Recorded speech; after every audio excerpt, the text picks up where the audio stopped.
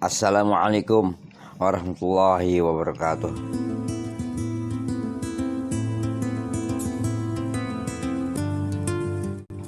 Alhamdulillahirabbil alamin. Wassalatu wassalamu ala sayyidil mursalin habibina wa syafi'ina Muhammadin wa ala alihi wa sahbihi ajma'in, amma ba'du. Faqala Allah ta'ala fi kitabihil aziz. A'udzu billahi minasyaitonir rajim. Bismillahirrahmanirrahim. Inna anzalnahu fi lailatul qadr. Shadaqallahul azim. Amma ba'du fa ya ayyuhan nas usikum wa ya nafsi bi taqwallah faqad fazal muttaqun. Ma'asyiral muslimin wal muslimat rahimakumullah. Tadi saya sudah bacakan ayat pertama dari surah Al-Qadar, yang artinya sesungguhnya kami turunkan Al-Quran itu pada malam Qadar, pada malam kemuliaan, pada malam ditentukannya, diserahkannya takdir Allah Subhanahu wa taala kepada para malaikat. Kaum muslimin muslimat rahimakumullah. Sesungguhnya kita harus bisa membedakan antara Al-Quran, kalamullah, kata-kata Allah, ucapan Allah, dengan kata-kata Nabi Muhammad SAW. Sesungguhnya al-hadis atau as-sunnah yaitu ucapan-ucapan Nabi, kemudian perbuatan-perbuatan Nabi, pernyataan Nabi, ikrar bahwasanya itu semua adalah as-sunnah. Beliau bersabda, "Ma taraktu fikum amrayn lan tadillu ma in tamassaktum bihima kitaballah wa sunnati." Aku tinggalkan bagimu dua perkara, kamu tidak akan sesat selamanya selama kamu berpegang teguh dengan dua perkara tersebut, yaitu Al-Quran dan sunnahku. Sudah jelas Nabi kita Muhammad SAW menjelaskan hal itu, bahwa ada dua perkara yang harus kita pegang teguh. Kalau kita tidak pegang teguh dua perkara tersebut, maka kita akan sesat.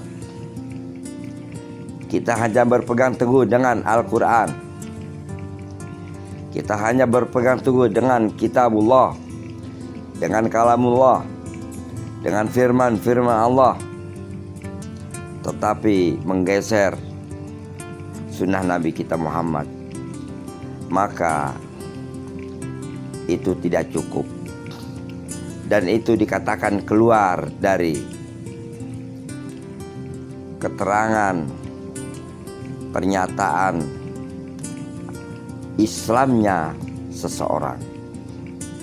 Jadi keluar dari agama Islam, karena agama Islam harus merujuk di dalam hukum-hukumnya, di dalam syariat-syariatnya, merujuk kepada dua, yaitu kitabullah, kalamullah, ucapan-ucapan Allah, ayat-ayat Allah, firman-firman Allah.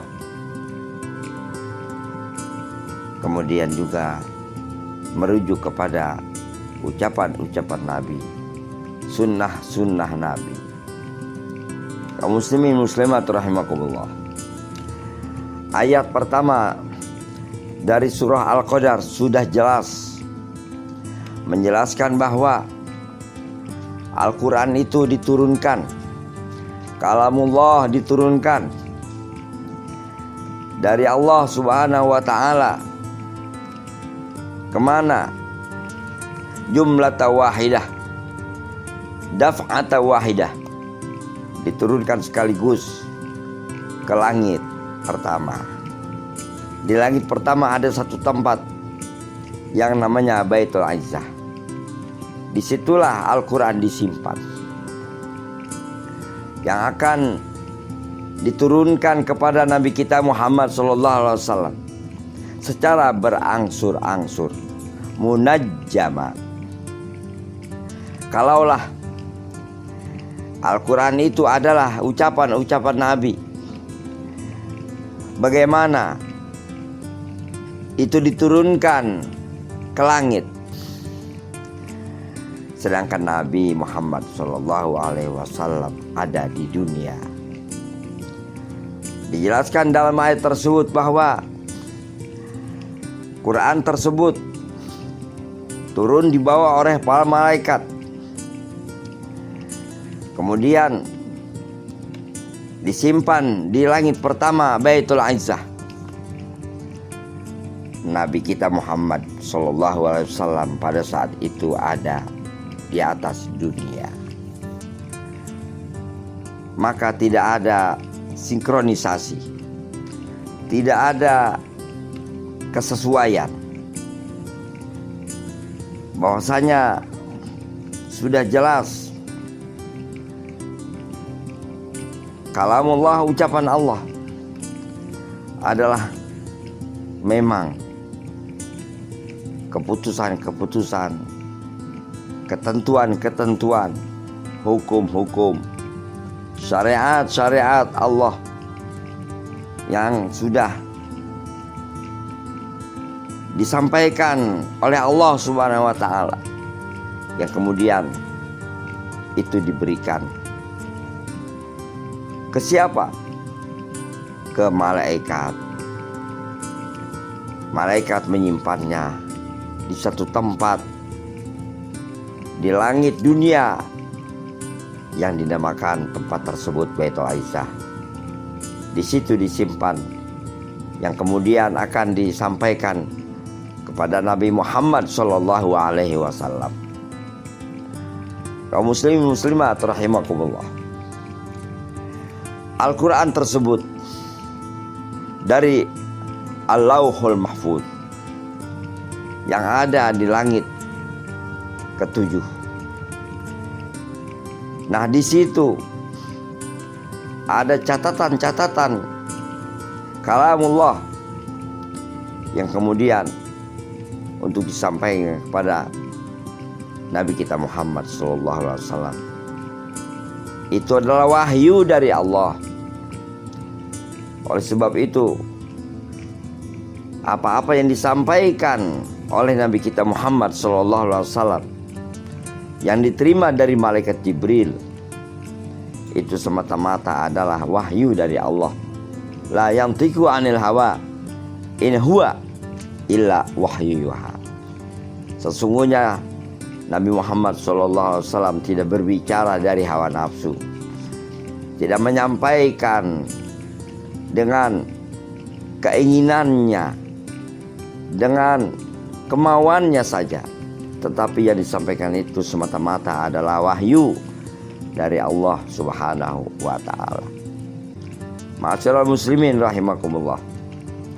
Kemudian supaya dibedakan bahwa ucapan-ucapan Nabi, segala perbuatan Nabi, segala ikrar Nabi, pernyataan beliau itu dikategorikan semua sebagai sunnah hadis Nabi kita Muhammad SAW yang akan memberikan keterangan-keterangan ayat-ayat Al-Quran yang dipahami secara mujmal atau secara global. Tidak ada keterangan dan penjelasan secara rinci. Maka Nabi menjelaskan rinciannya. Itulah sunnah hadis. Sesungguhnya kedudukan sunnah dan hadis merupakan syarah, penjelasan daripada ayat-ayat Al-Quran.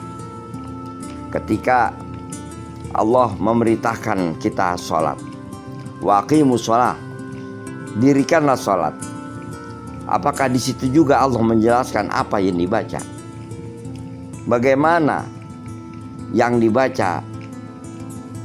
Di sana banyak bacaan-bacaan zikir dan tasbih di dalam pelaksanaan sholat. Tetapi Nabi kita Muhammad SAW menjelaskannya dengan keterangan-keterangannya yang disebut sunnah. Di antaranya la sholata liman lam yaqra bi Fatihatil Kitab. Tidak sempurna sholat itu, atau menurut mazhab Syafi'i tidaklah sah sholat tersebut bagi orang yang tidak membaca surah Al-Fatihah. Kaum muslimin muslimat rahimakumullah, apabila ada orang yang mengatakan bahwa Al-Quran itu adalah ucapan Nabi semata, kata-kata Nabi semata, ini adalah satu pendangkalan ilmu pengetahuan terhadap ajaran-ajaran pokok Islam.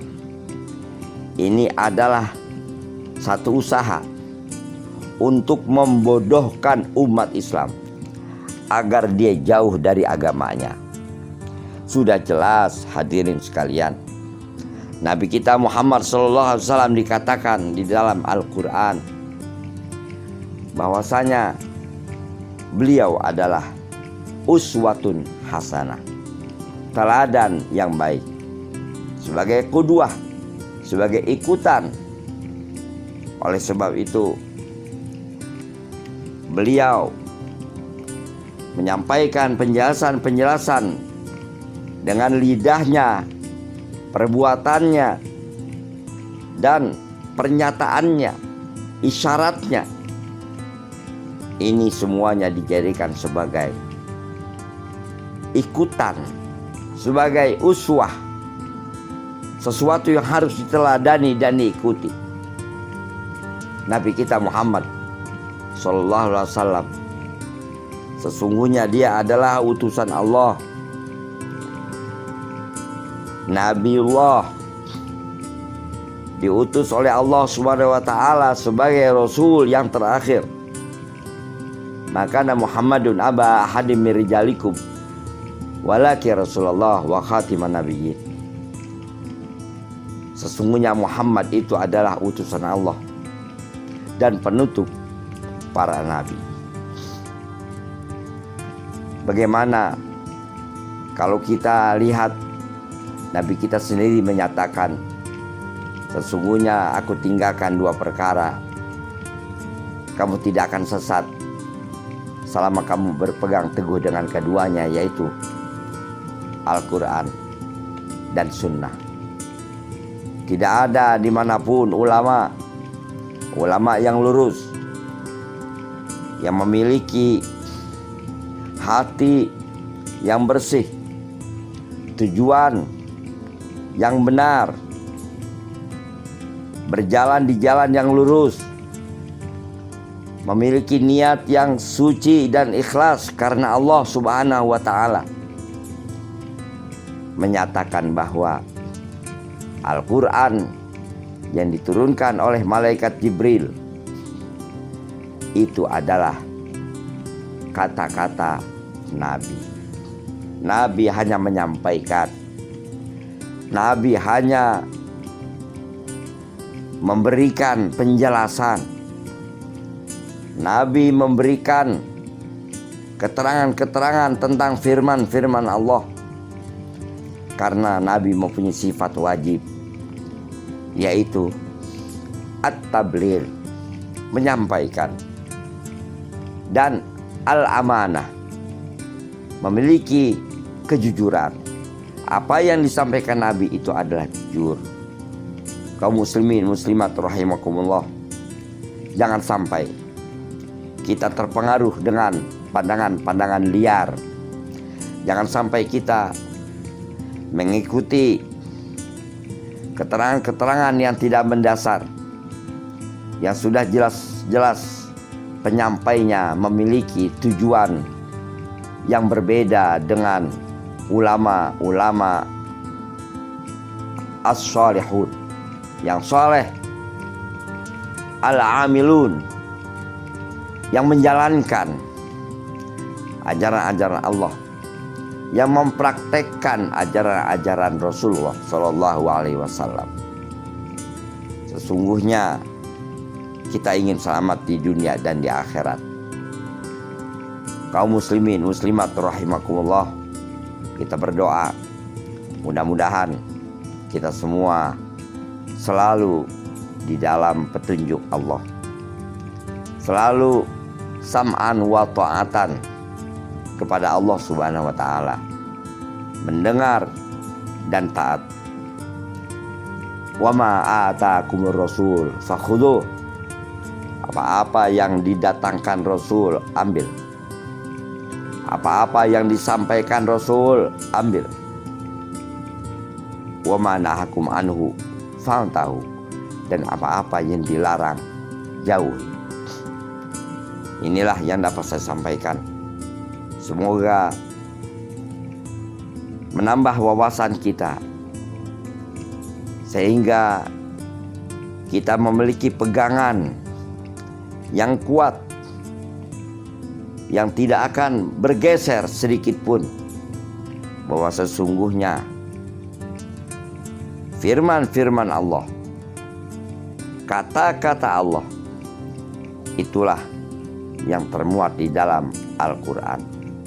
Adapun sabda-sabda Nabi, kata-kata Nabi, itulah yang dinamakan hadis atau sunnah. Demikianlah. Mohon maaf. Wallahul muwaffiq ila aqwamit thoriq. Assalamualaikum warahmatullahi wabarakatuh.